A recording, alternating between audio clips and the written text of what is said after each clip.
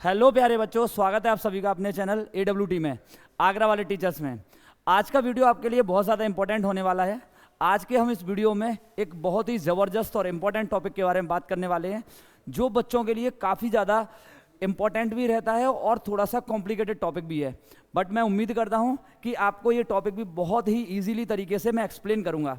आज का जो टॉपिक है आपके लिए वो है सिंथेसिस। सिंथेसिस एक ऐसा टॉपिक है जो क्लास 12th, क्लास 11th और अदर भी रिलेवेंट जो क्लासेस हैं उसके लिए बहुत ज़्यादा इंपॉर्टेंट रहता है। और साथ में ये एक ऐसा टॉपिक है जो थोड़ा सा कॉम्प्लिकेटेड है कंपैरिजन टू अदर जितने भी टॉपिक्स हैं। तो समझते हैं बहुत ही ईजी तरीके से। मैं नितेश राघव आपको आज सिंथेसिस बहुत ही ईजी तरीके से और बहुत ही शॉर्ट तरीके से आपको सिखाऊंगा। समझते हैं सिंथेसिस के टॉपिक को। तो फर्स्ट ऑफ ऑल देखिए, सिंथेसिस होता क्या है हम उसके बारे में समझते हैं। एक्चुअली में सिंथेसिस किसको कहते हैं? सिंथेसिस, तो प्यारे बच्चों, सिंथेसिस किसको बोला जाता है कि जब भी हमें क्या करना हो कि एक वास्ट वाला या एक ऐसा कह सकते हैं कॉम्प्रीहेंशन टाइप का कोई भी चीज़ लिखना हो और उसको हमें इंप्रेसिव भी बनाना हो और ज़्यादा मैटर ना लिखते हुए हमें उसको शॉर्ट में लिखना हो। लाइक जैसे आर्टिकल्स होते हैं, आर्टिकल लिखना, या फिर ऐसा कह लीजिए जैसे आपको एप्लीकेशन, या फिर आप आर्टिकल के अलावा लेटर राइटिंग हो गया, और या फिर आपकी सबसे बेस्ट आंसर राइटिंग, जिसमें सिंथेसिस एक मेजर पोर्शन कवर करता है। तो फर्स्ट ऑफ ऑल ये समझते हैं कि सिंथेसिस होता क्या है। सिंथेसिस में आपको करना क्या होता है प्यारे बच्चों? To combine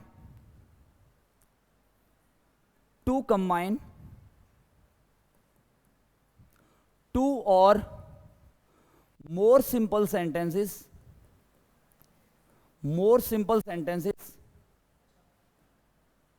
into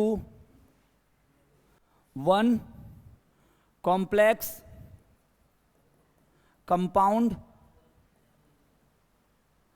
and simple sentence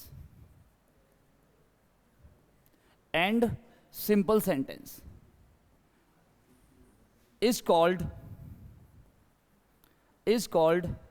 synthesis।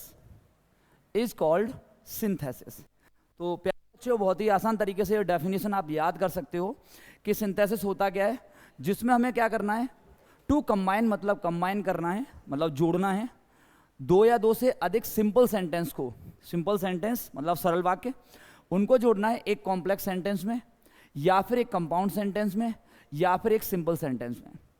मतलब आपको करना क्या है कि आप समझ लीजिए दो सेंटेंस भी हो सकते हैं और दो से ज़्यादा सेंटेंस को अगर आप एक ही सेंटेंस में फ्रेम करना चाहते हो, उसी पूरे प्रोसेस को बोला जाता है सिंथेसिस। और सिंथेसिस के जो फॉर्मेशन होते हैं वो 3 टाइप्स के फॉर्मेशन होते हैं। आप चाहो तो अपनी नोटबुक में राइट डाउन भी कर सकते हो। Formation of complex sentence, formation of compound sentence and formation of simple sentence. वैसे तो हम कॉम्प्लेक्स को कॉम्प्लेक्स ही समझेंगे, बट थोड़ा सा हिंदी में भी समझ लेते हैं। कॉम्प्लेक्स को बोलते हैं जटिल वाक्य, इसको बोलते हैं संयुक्त वाक्य, और इसको बोलते हैं सरल वाक्य, और इसको बोलते हैं आप जटिल वाक्य।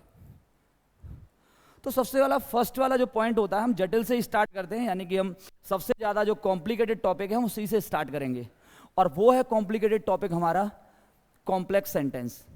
कॉम्प्लेक्स नाम से ही पता चल रहा है कि ये एक कॉम्प्लिकेटेड टॉपिक है, बहुत ही ज़्यादा कॉम्प्लिकेटेड टॉपिक है। तो समझते हैं।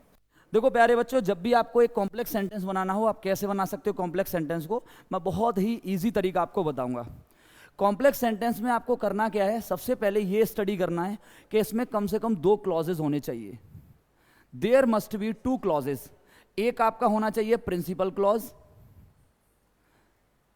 क्लॉज, और सेकंड वाला होना चाहिए आपका सबऑर्डिनेट क्लॉज। अब आपके मन में क्वेश्चन चल रहा होगा, सर हमने ये तो समझ लिया कि कॉम्प्लेक्स सेंटेंस किसको कहेंगे, बट सर हमें ये समझ में नहीं आ रहा कि हम सर क्लॉज किसको कहते हैं या प्रिंसिपल क्लॉज क्या होता है। तो क्लॉज की ये क्लास सेपरेट में आपको पढ़ाऊंगा किसी दिन, बट आप शॉर्ट में समझ लीजिए क्लॉजेस क्या होता है। आप ऐसे समझ लीजिए, क्लॉजेस को हिंदी में बोलते हैं वाक्यांश। मतलब ये सेंटेंस का ही एक पार्ट होता है, बट कंप्लीटली सेंटेंस नहीं होता। आप यूँ मान लीजिए कि यहाँ से लेके मैंने स्टार्ट किया और यहाँ तक एक सेंटेंस लिखा, और इसके अंदर ही 2 सेंटेंस हैं, यानी कि 2 सब्जेक्ट हैं, 2 वर्ब हैं। तो ये दोनों सेंटेंस मिला के यहाँ से लेके यहाँ तक का एक सेंटेंस जो बनेगा उसको तो कहेंगे हम कॉम्प्लेक्स। और इसमें जो सब सेंटेंस दिए होंगे या फिर जो क्लॉजेस दिए होंगे उसी को बोला जाएगा वाक्यांश या फिर उपवाक्य। ठीक है, तो इसमें दो क्लॉजेस होने चाहिए, एक होना चाहिए आपका प्रिंसिपल क्लॉज और सबऑर्डिनेट क्लॉज। सेपरेट क्लासेस पर भी लेंगे किसी दिन। अब सबसे पहले मेन चीज आती है कि सर कॉम्प्लेक्स सेंटेंस बनाते कैसे हैं। तो देखिए, how to make a complex sentence, how to make a complex sentence, easily तरीके से समझते हैं। देखिए, कॉम्प्लेक्स सेंटेंस बनाने के लिए आपको करना क्या है प्यारे बच्चों, यूजिंग द सबऑर्डिनेटिंग कंजक्शंस। आपको करना क्या है प्यारे बच्चों कि जब भी आपको कॉम्प्लेक्स सेंटेंस बनाना हो तो उसमें आपको यूज करना है सबऑर्डिनेटिंग कंजक्शन।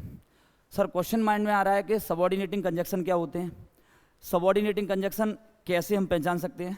तो बस आप शॉर्ट में समझ लो, सबऑर्डिनेटिंग कंजक्शंस 3 टाइप्स के होते हैं बेटा। 3 टाइप्स के सबऑर्डिनेटिंग कंजक्शंस होते हैं। नंबर फर्स्ट, नाउन क्लॉज,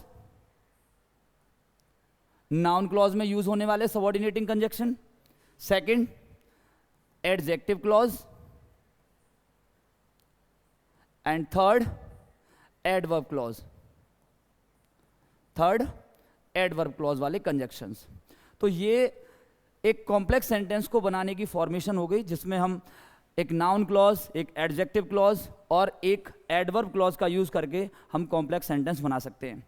तो फर्स्ट वाला पॉइंट ले लेते हैं कि सर नाउन क्लॉज में किस तरीके से हम कैसे कंजक्शंस यूज करें, देन हमारा सेंटेंस कन्वर्ट हो जाए एक कॉम्प्लेक्स सेंटेंस में। तो प्यारे बच्चों, बहुत ही इजी तरीके से समझ लेना, नाउन क्लॉज में जो जो कंजक्शन यूज करे जाएंगे, बहुत ही सिंपल है, आप ये समझ लीजिए। नाउन क्लॉज में जो जो कंजक्शन यूज करे जाएंगे उनका अगर आप हिंदी प्रोनाउंस करेंगे हिंदी, तो हिंदी में उस कंजक्शन का मीनिंग किससे स्टार्ट होगा, किससे स्टार्ट होगा, बस आप ये समझ लीजिए, किससे स्टार्ट होगा, किसे। हिंदी में उस कंजक्शन का मीनिंग किसे स्टार्ट होगा। जैसे कुछ कंजक्शन की बात यहां पे कर लेते हैं। Conjunction number 1, that. वैसे तो आपने दैट के बारे में पढ़ा होगा, दैट को बोलते हैं वह है, बट यहां पर अगर इसको एज अ कंजक्शन यूज किया जाएगा तो इसका मीन्स हो जाएगा कि। डायरेक्ट से इनडायरेक्ट बनाते हैं, तब भी पढ़ा होगा। सेकंड पॉइंट आपने पढ़ा होगा, इफ और वेदर। इफ और वेदर, इसके लिए यूज कर लेते हैं कि, क्या। ऐसे ही एक और कंजक्शन है, व्हाट। इसका मतलब भी हो जाता है कि, क्या। एक और कंजक्शन ले लेते हैं, वाई, कि, क्यों। एक और कंजक्शन ले लेते हैं, हाउ, के, कैसे। एंड और भी जितने भी क्या होता है WH वर्ड हैं, उन सभी में हम ऐसे ही के स्टार्ट से लगा देंगे जब भी हम उसको ऐसा कंजक्शन यूज करेंगे। सबसे पहले अब थोड़ा सा यहां पर ये भी समझ लो कि कंजक्शन यूज कैसे करते हैं। देखिए, कंजक्शन क्या होता है, कंजक्शन का मतलब जोड़ना। जो दो सेंटेंस को जोड़ रहा होगा या फिर दो सेंटेंस के बीच में जो वर्ड यूज किया जा रहा है उसी को कंजक्शन कहेंगे। तो जब भी दैट क्या है ऐसा कंजक्शन सेंटेंस के बीच में आएगा तो समझ जाना उसका मीनिंग की हो जाएगा। ऐसे ही if, whether, what, why, where या जो भी WH वर्ड है सेंटेंस के बीच में आएंगे तो you will concern that definitely ये क्या है, एक नाउन क्लॉज के कंसर्न कंजक्शंस हैं और इनको हम कॉम्प्लेक्स सेंटेंस में कन्वर्ट कर सकते हैं। तो सबसे पहले एक एग्जांपल समझ लेते हैं यूज ऑफ दैट का। यूज ऑफ दैट, देखिए ये टॉपिक बहुत ही बड़ा है, टॉपिक कॉम्प्रिहेंसिव टाइप का टॉपिक है और इसको समझने के लिए हमें थोड़ा सा पेशेंस रखना पड़ेगा। देखिए, दैट को यूज करने के लिए आपको क्या लर्न करना है, एक शॉर्ट ट्रिक, कि जब भी हमें दैट का यूज करना होगा तो इसमें एटलीस्ट 2 सेंटेंस होने चाहिए। ए और बी मैंने 2 सेंटेंस मान लिए और इन दोनों सेंटेंस में से किसी एक सेंटेंस के या तो स्टार्टिंग में और या फिर लास्ट में, या तो स्टार्टिंग में और या फिर लास्ट में, दोनों में से किसी भी सेंटेंस के क्या होना चाहिए, इट, दिस, दैट और या फिर सो। अब दोबारा समझते हैं, 2 सेंटेंस दिए हैं, दोनों में से किसी भी एक सेंटेंस के स्टार्टिंग में या तो इट दिया हो, दिस, दैट या सो, इनमें से कुछ भी आ जाता है, या फिर लास्ट में इनमें से कोई भी वर्ड हो। तो आपको अगर कॉम्प्लेक्स सेंटेंस फॉर्म करना है by using that in a complex sentence, तो आपको क्या करना है, इन वाले वर्ड को हटाना है और जिस भी सेंटेंस में ये वाले वर्ड दिए हैं उस सेंटेंस को सबसे पहले लिख लेना है। इन वर्ड को हटाकर आप वहां पर दैट प्लेस करेंगे और दूसरा सेंटेंस जैसा दिया होगा एज इट इज उसको ऐसा ही लिख देंगे और आपका सेंटेंस एकदम कॉम्प्लेक्स सेंटेंस में कन्वर्ट हो जाएगा। तो समझते हैं बेटा एग्जाम्पल के साथ। एक एग्जाम्पल ले लिया मैंने, he will pass this year, he will pass this year, his parents hope so, his parents hope so। क्या देखने को मिला इसमें?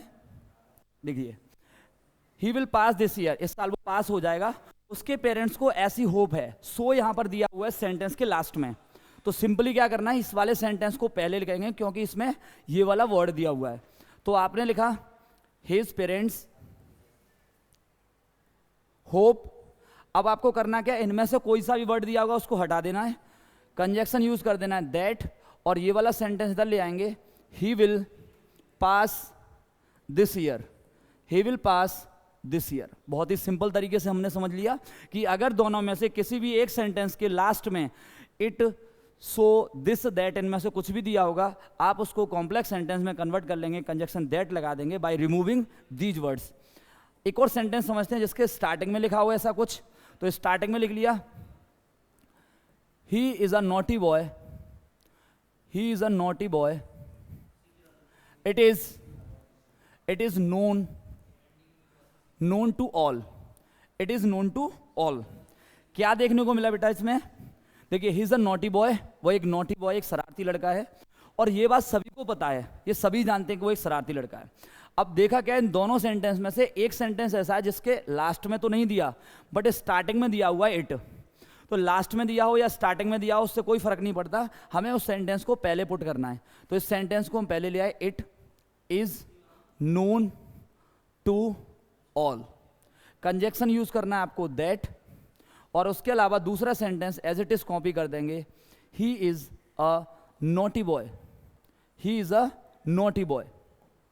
अब यहां पे क्या कहेंगे सर आप कि सर इसमें से आपने बताया था कि इट को हटाकर दैट लगाते हैं, बट यहां तो आपने दैट, इट का इट ही रखा है और दैट भी यूज किया है।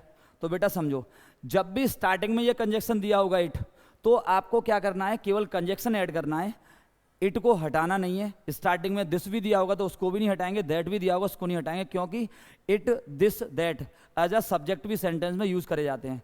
तो इस वीडियो में हमने समझा प्यारे बच्चों कि कैसे एक कॉम्प्लेक्स सेंटेंस बना सकते हैं by using this, by using that, या फिर इन वर्ड को हटाकर हम कंजक्शन दैट को कैसे यूज कर सकते हैं। अभी इसी सीरीज में आगे भी हम अगली वीडियो में मिलेंगे जिसमें मैं आपको अदर जो वर्ड हैं जैसे इफ, वेदर या फिर WH वर्ड कैसे यूज करके एक कॉम्प्लेक्स सेंटेंस बना सकते हैं नाउन क्लॉज के लिए, नेक्स्ट वीडियो में मिलते हैं। तब तक के लिए जुड़े रहिए अपने चैनल AW।